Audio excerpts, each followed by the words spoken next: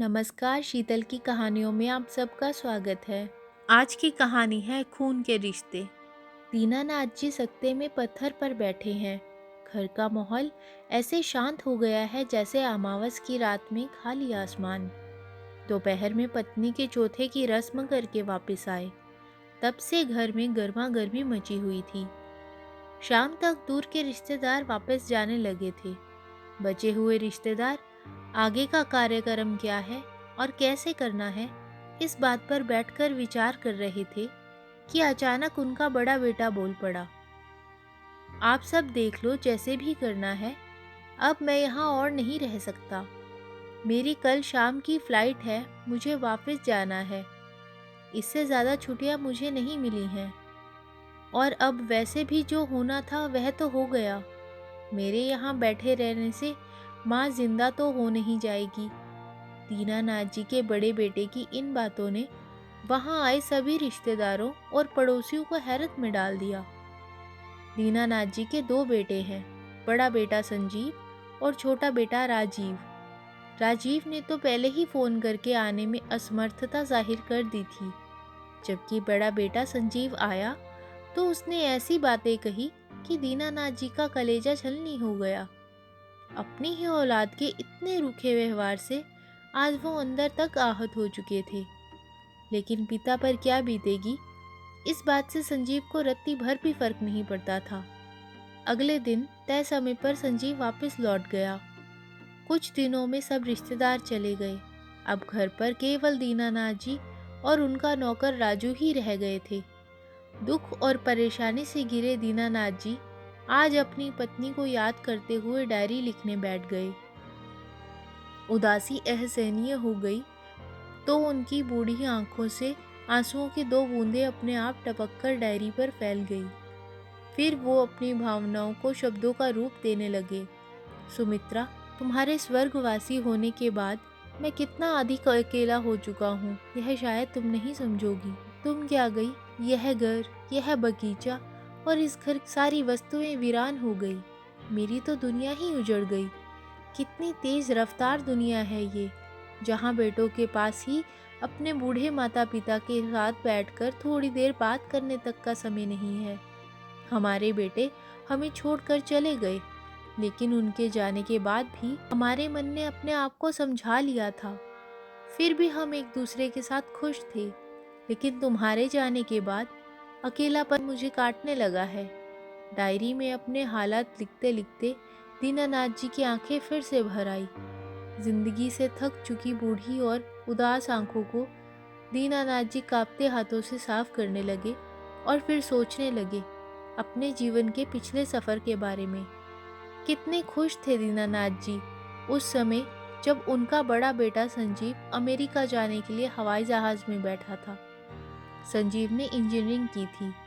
उसे अमेरिका में थोड़ी सी अतिरिक्त पढ़ाई करनी थी और एक दिन अमेरिका की जानी मानी कंपनी में इंजीनियरिंग का पद पाकर वहां हमेशा के लिए उसने अपना स्थान पक्का कर लिया। 2 साल बाद संजीव जब भारत आया तो शादी करके अपनी पत्नी को भी साथ ले गया। संजीव के अमेरिका में सेटल होने के साथ साथ ही उसके छोटे भाई राजीव को भी वहां जाने का शौक उठा। वह भी भारतीय लड़की से शादी करके अमेरिका चला गया और वहीं व्यस्त हो गया। दोनों बेटे अपनी घर गृहस्थी में रम गए थे। बूढ़े माता पिता यहाँ कैसे रहेंगे, किसी को ख्याल नहीं था। जब घर में केवल दीनानाथ जी और उनकी पत्नी सुमित्रा रह गए थे, वे किसी प्रकार जीवन रूपी इस नाव की पतवार को संभाले हुए थे। आराम और सहारे की तलाश करते वृद्ध दंपत्ति अब तो यह सोचने लगे थे कि कहीं उन्होंने अपने बेटे को विदेश भेजकर कोई भारी भूल तो नहीं कर दी है। एक दिन सुमित्रा जी रात को सोने गई और फिर कभी नहीं जागी। सोते हुए ही उन्हें दिल का दौरा पड़ा और वे सदा के लिए अपने पति को अकेला छोड़कर चल बसी। पत्नी के चले जाने के बाद अब दीनानाथ जी नितांत अकेले हो गए। न केवल अकेले बल्कि पूरी तरह से दुख में डूब चुके थे। हालांकि दोनों बेटों को अपनी मां की मृत्यु की सूचना दे दी गई थी। दोनों ही बेटों ने जवाब दिया, पिताजी, हमारा आना अभी संभव नहीं हो पाएगा। आप मां का अंतिम संस्कार करवा दीजिए। बेटों की अनुपस्थिति में ही सुमित्रा जी का अंतिम संस्कार कर दिया गया। बड़ा बेटा तो अपनी माँ के चौथे तक आ गया था, लेकिन छोटा बेटा नहीं आ सका।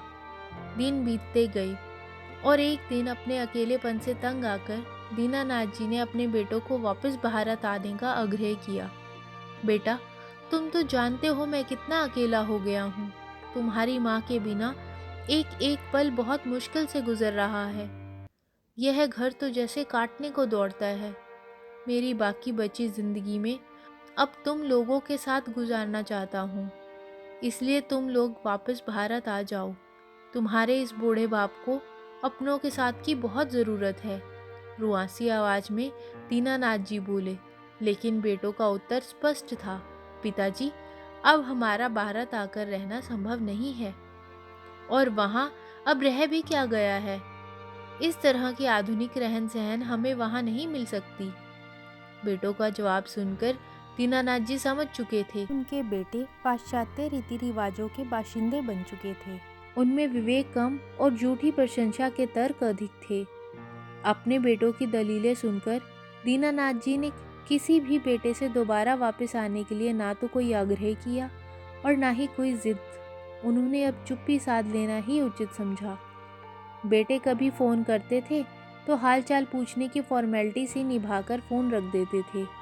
अब तो धीरे धीरे कभी कभार आने वाले टेलीफोन की घंटी भी सुनाई देनी बंद हो गई। जब भी दीनानाथ जी उन्हें फ़ोन करते तो एक ही जवाब मिलता, अभी मैं व्यस्त हूँ, बाद में बात करता हूँ। अब जिंदगी के कटु अनुभवों की धूल में स्वार्थी संतान की यादें धूमिल पड़ने लगी थी। हालात से समझौता करके वे मन मार कर जीने लगे थे। एक दिन जब पड़ोस में रहने वाले वर्मा जी, जो उनके बचपन के दोस्त भी थे, उनके पास आकर बैठे हुए थे और हालचाल पूछ रहे थे, तभी अचानक उनका छोटा बेटा राजीव बगैर अपने आने की सूचना दिए घर आ गया। वर्षों बाद अपने बेटे का मुख देखकर बच्चों के साथ को तरसते दीनानाथ जी का सारा गुस्सा पलक झपकते ही हवा हो गया। सारे गिले शिकवे भूलकर अपने बेटे को सीने से लगा लिया। तू आ गया बेटा? दीनानाथ जी ने भरी आंखों से अपने बेटे से पूछा तो वह बोला, पिताजी, मुझे आपकी चिंता सताती रहती है कि आप अकेले यहाँ कैसे रहते होंगे, लेकिन मैं भी क्या करूँ, समय ही नहीं मिल पाता कि कुछ दिन के लिए यहाँ आकर आपके पास रह सकूँ। आपके पोता पोती भी आपको बहुत याद करते हैं, इसलिए अब मैं आपको अपने साथ ले जाने के लिए आया हूँ। अब आप बाकी के दिन अपने बच्चों के साथ व्यतीत कीजिए। बेटे ने कहा तो दीनानाथ जी का उदास चेहरा अचानक मुस्कुरा उठा। तभी बेटा बोला, पिताजी, अब आप मेरे साथ चल ही रहे हैं तो ये मकान और दुकान बेच दीजिए, वैसे भी अब यहाँ रखा ही क्या है। दीनानाथ जी के घनिष्ठ मित्र वर्मा जी, जो कि प्रॉपर्टी डीलर थे, यह सब बातें सुन रहे थे। उन्हें जिंदगी का अच्छा अनुभव था। दीनानाथ जी को सलाह देते हुए कहने लगे, दीनानाथ जी, इतनी जल्दी में दुकान और मकान बेचने से तुम्हें अच्छी कीमत नहीं मिल पाएगी। तुम बेफिक्र होकर अपने बच्चों के साथ जाओ, जब कोई खरीदार मिलेगा तो मैं तुम्हें सूचित कर दूंगा। ये बात दीनानाथ जी को उचित लगी। वैसे भी अपना पुश्तैनी मकान, जहाँ उनकी पत्नी की सुनहरी यादें बसी थी, उसे छोड़ने का उनका बिल्कुल भी मन नहीं था। सो अपने मित्र की बात मानते हुए अपने उस मकान को अपने विश्वास पात्र नौकर राजू के हवाले छोड़कर दीनानाथ जी एक दिन विदेश की उस भूमि पर सदा के लिए बसने आ गए, जिसके बारे में उन्होंने अब तक किताबों में ही पढ़ा था। विदेश जाकर वहाँ की चमक धमक देखकर वह हैरान थे और अपने बेटों का साथ पाकर बहुत खुश भी। लेकिन अपने पिता को विदेश लेकर आने के पीछे बेटे का प्यार नहीं, बल्कि उसका स्वार्थ छिपा था, और जल्द ही उनके सामने अपने बेटे की मीठी बातों के छुपे मंसूबे उजागर हो गए। अब तो अमेरिका में रहते उन्हें 1 वर्ष होने को आया था, और उस 1 वर्ष में उन्होंने क्या कुछ काम नहीं किया। जिस व्यक्ति ने कभी भारत में रहते हुए 1 गिलास पानी खुद लेकर नहीं पिया था, अब वह व्यक्ति अपने बच्चों के आदेश पर खाना बनाने और पानी पिलाने तक विवश हो चुका था। अपने घर में रहते हुए उन्होंने कभी एक रुमाल तक नहीं धोया था, और अमेरिका आकर बेटे के घर में नौकरों की तरह सारे कपड़े धो रहे थे। इसके अलावा राजीव के दोनों बच्चों की देखभाल, उनका कमरा ठीक करना, उन्हें स्कूल बस तक छोड़ने जाना और वापस लेने जाना, सबके खाना खाने के बाद रसोई में बर्तन धोना अब दीनानाथ जी के लिए एक आम बात हो चुकी थी। और बूढ़ा बाप यह सब कुछ चुपचाप करता जा रहा था। कोई और रास्ता भी तो नहीं था दीनानाथ जी के पास। लेकिन ज़रूरत से अधिक काम करने और बढ़ती उम्र के हिसाब से शरीर पर अधिक भार पड़ने से दीनानाथ जी अब बीमार रहने लगे थे। जब साधारण पेन किलर और बुखार की दवाइयों से भी असर दिखना बंद हो गया तो मजबूर होकर राजीव उन्हें डॉक्टर के पास ले गया। डॉक्टर ने कुछ दिन उन्हें अस्पताल में ही रखने को कहा, लेकिन अब राजीव और उसकी पत्नी पिताजी की बीमारी पर अतिरिक्त खर्च और समय देने को तैयार नहीं थे। दीनानाथ जी का कोई चिकित्सा बीमा तो था नहीं, इसलिए आर्थिक सहायता के लिए जब राजीव ने अमेरिका के सोशल सिक्योरिटी कार्यालय में अर्जी दायर की तो उन्होंने भी यह कहकर मना कर दिया कि यह सुविधा केवल उन प्रवासियों को उपलब्ध है जिन्होंने सोशल सिक्योरिटी नंबर के साथ 3 वर्ष तक कार्य किया होगा। यह पता चलने के बाद राजीव और उसकी पत्नी सकते में आ गए। दोनों के मंसूबों पर पानी फिर गया, क्योंकि उन्होंने तो सोचा था कि पिताजी को अपने पास बुलाकर रखने से उन्हें एक पंथ दो काज की सुविधा मिलेगी। एक तो उनके दोनों बच्चों को देखने के लिए बेबी सिटर का प्रबंध हो जाएगा और दूसरा सरकार के द्वारा मिलने वाले $500 की सोशल सिक्योरिटी की आर्थिक सहायता भी मिलेगी। जब राजीव और उसकी पत्नी स्वयं को घाटे की स्थिति में पा रहे थे और अब बूढ़े बीमार पिता को बिठाकर खिलाना बेटे बहू को मंजूर नहीं था, उधर दीनानाथ जी की बूढ़ी और अनुभवी आंखों ने भी अपने बेटे और बहू के बदले स्वभाव को पहचानने में देर न लगाई। वे समझ गए कि अब उनका अपने बेटे और बहू के घर में रहना उन दोनों के लिए बोझ बन चुका है। उन्हें समझते देर न लगी कि राजीव का अचानक से भारत लौट कर आना और उन्हें अपने साथ अमेरिका में ले जाना मात्र प्रेम और अपनत्व का एक झूठा दिखावा था। सच तो यह था कि उन्हें अपने दोनों बच्चों की देखभाल के लिए किसी नौकर की ज़रूरत थी, और अब जब वो बीमार रहने लगे हैं तो बूढ़ा लाचार बाप बेटे और बहू के लिए बोझ बन चुका है। बेटे बहू के रवैये से यह स्पष्ट भी हो चुका था। एक दिन उन्होंने राजीव से कहा, बेटा, मेरा यहाँ रहने से कोई मतलब तो नहीं निकलता। बेहतर होगा कि मुझे भारत भेजने का प्रबंध कर दो। इतना सुनते ही राजीव गुस्से में आ गया और बहू का पारा तो 7वें आसमान पर चढ़ गया। वह चिल्लाकर बोली, क्या समझ रखा है आपने हमें? कोई कुबेर का खजाना नहीं मिल गया है जिसे कब चाहे जितना चाहे खर्च लें। हवाई जहाज़ की टिकट भी कम से कम $2000 का आएगा। कहाँ से आएगा इतना पैसा? अब क्या हम खुद को ही बेच दें? अपने बेटे के सामने बहू के मुंह से ऐसी बातें सुनकर दीनानाथ जी स्वयं को जमीन में गड़ने जैसी स्थिति में पा रहे थे और फिर राजीव की तरफ देखते हुए रुआंसे स्वर में बोले, तो बेटा, मुझे संजीव के घर ही भेज दो, कम से कम तुम पर तो ज़्यादा भार नहीं पड़ेगा। इस पर राजीव अपनी पत्नी से भी अधिक झुंझलाता हुआ बोला, आपको क्या लगता है, क्या मैंने उनसे बात नहीं की? 2 दिन पहले ही मैंने बड़े भैया को फ़ोन किया था, लेकिन भैया भाभी दोनों में से कोई भी आपको रखने के लिए तैयार नहीं। उनका कहना है कि मैं ही आपको लेकर आया हूँ, तो इस मुसीबत को केवल मैं ही जानूँ और भुगतूँ। राजीव के मुंह से ऐसी अनहोनी बात सुनकर दीनानाथ जी अपना माथा पीटने लगे। वे समझ गए थे कि किसी को उनके साथ सरोकार नहीं है।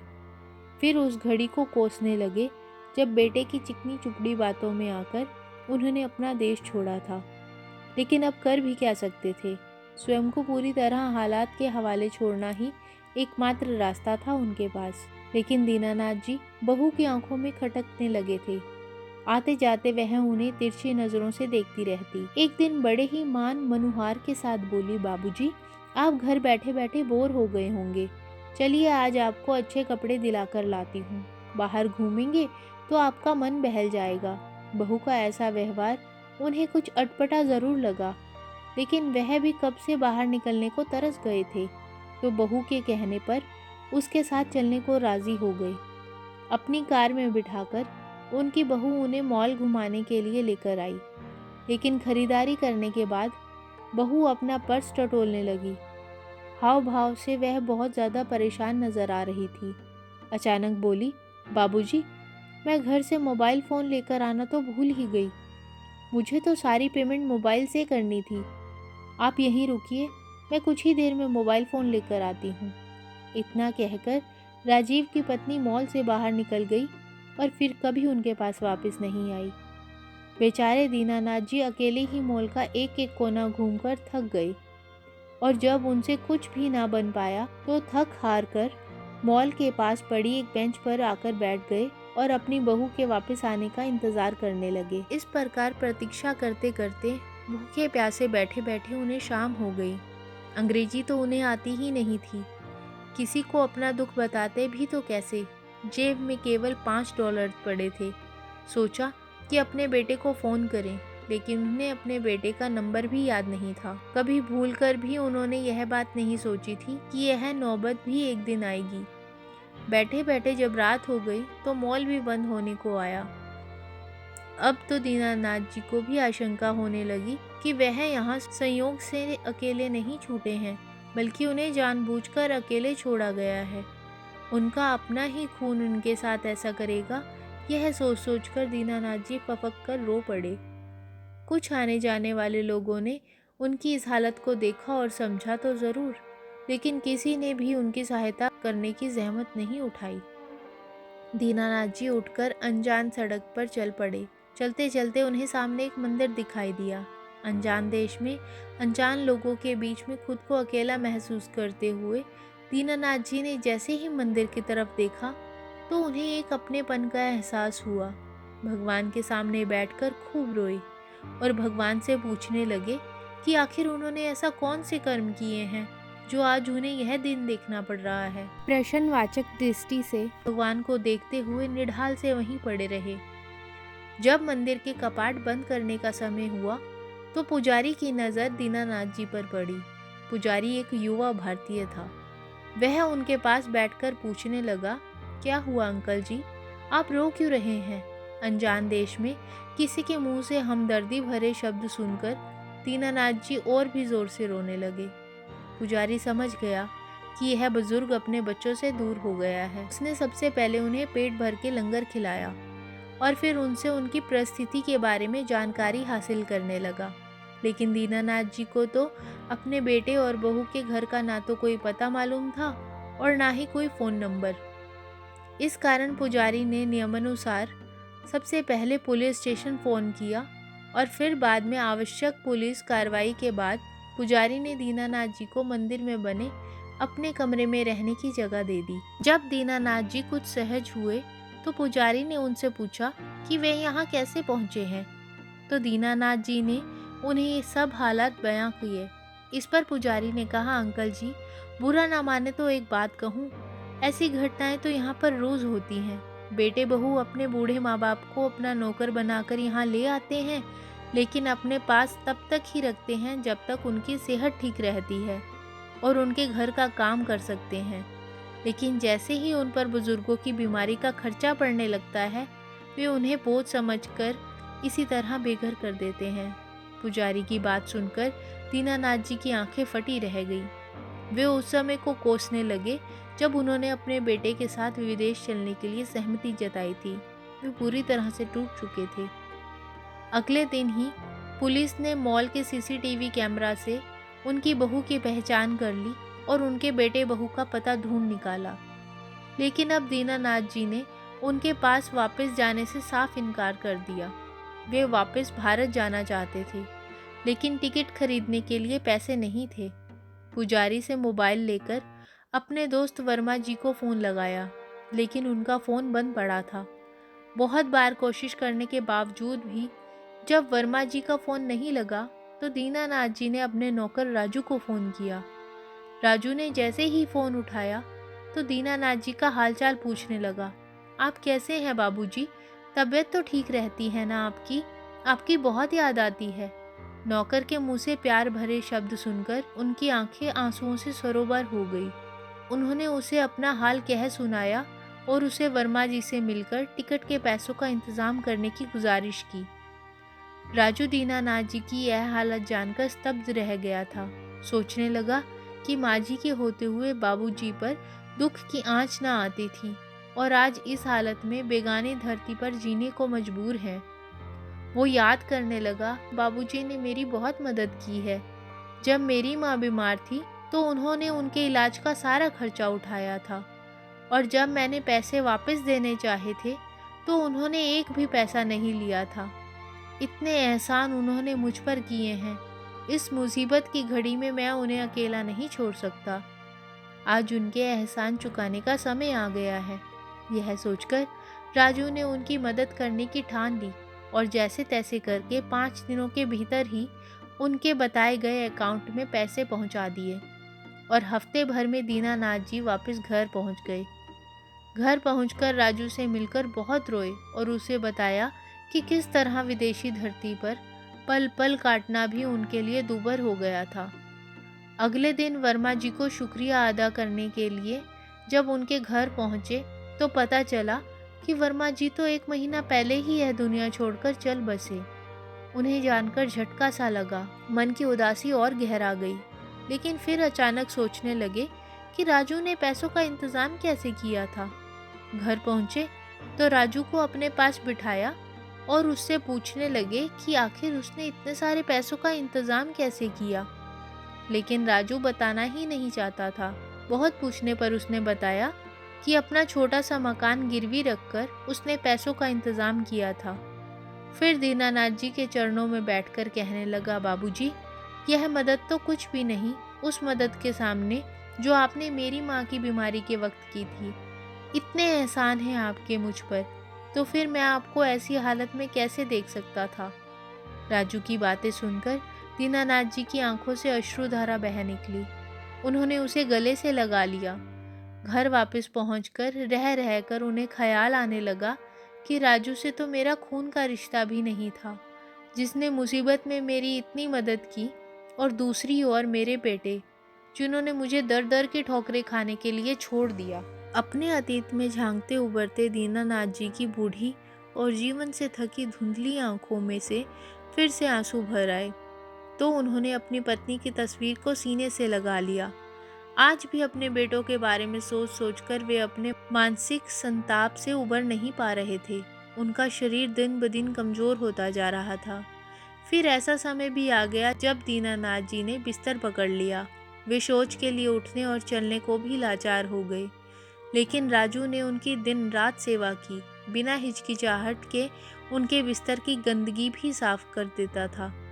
जब उनकी हालत ज़्यादा खराब रहने लगी तो उन्होंने वकील को बुलाकर अपनी दुकान, मकान और खुद की कमाई संपत्ति की वसीयत करा दी।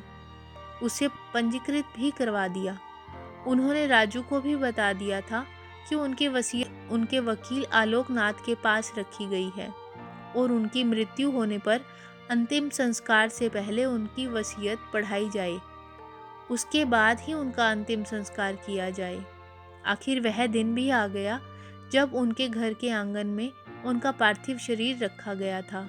उनके रिश्तेदारों ने दोनों बेटों को फ़ोन करके खबर पहुंचा दी थी। अगले दिन जब तक वे दोनों भी पहुंच गए, वकील साहब को भी खबर कर दी गई। उनके पहुंचते ही सबकी नज़रें उनके चेहरे पर टिक गई। वकील साहब ने वसीयत पढ़नी शुरू की। मैं दीनानाथ शर्मा अपने इस पुश्तैनी मकान को मैं अपने नौकर राजू के नाम करता हूँ। मेरी दुकान पर भी केवल राजू का ही हक होगा। मेरे बैंक अकाउंट में ज़्यादा तो कुछ नहीं रखा, केवल मेरी कमाई से बचाए हुए 50,000 रुपये हैं, जिन्हें मैं राजू को देना चाहता हूँ। ये बातें सुनकर दोनों बेटों की त्योरियां चढ़ गई, लेकिन उन्होंने उस समय शांत रहना ही उचित समझा। लेकिन वहीं राजू जोर जोर से रोता जा रहा था। वकील साहब ने वसीयत पढ़नी जारी रखी। अपनी पत्नी सुमित्रा के गहनों को मैं अपने दोनों बेटों बहुओं में बराबर बांटता हूँ, क्योंकि ये मेरी पत्नी की इच्छा थी। इसके अतिरिक्त मैं उन्हें किसी भी अन्य संपत्ति का हकदार नहीं मानता। मेरे पार्थिव शरीर को मुखाग्नि देने का हक भी केवल राजू को ही होगा।